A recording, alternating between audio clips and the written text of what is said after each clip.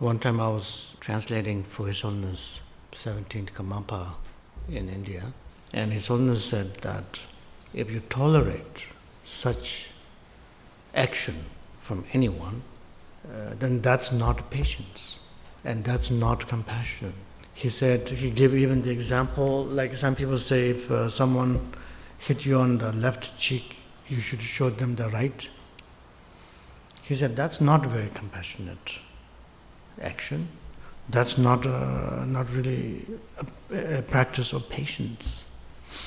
That's actually very self-centered, ego-centered, because all you care about is yourself.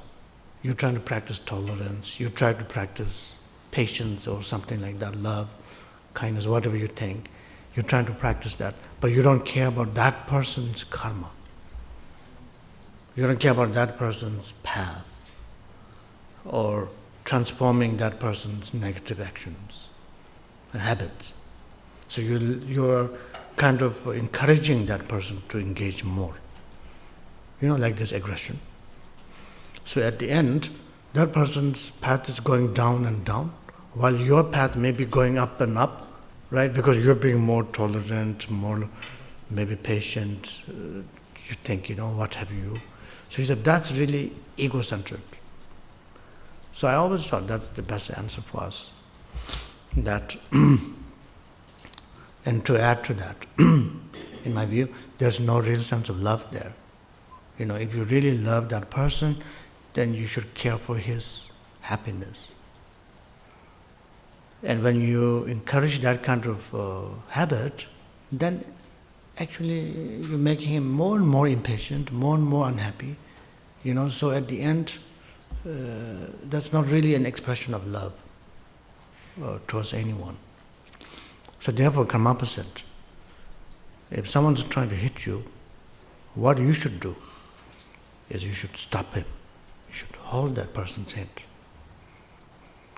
And if it's a persistent situation, you should leave that situation. Yes, I think so. Definitely. I think... Because you don't want to be, quote, a karmic enabler of bad karma. Yeah. Yes, absolutely. Absolutely. I think, there's different ways. If there's a sense of kind of like love between both individuals, then of course you can have seek a professional help. And if that doesn't work, if all the avenues doesn't work, then leave, I think. Not like leaving with the first kind of impulse, because it can also be you. You never know. In some situations, I'm not just saying in the really abusive cases, but in general sense of relationship, we also involved in our own perpetuated, habits that perpetuate more or attract more kind of neurosis. We feed each other, some cases. And so in which case, even if we leave that, we will end up with another one, maybe similar. So therefore, some kind of therapeutic, professional work and stuff like that first to see and sort it out.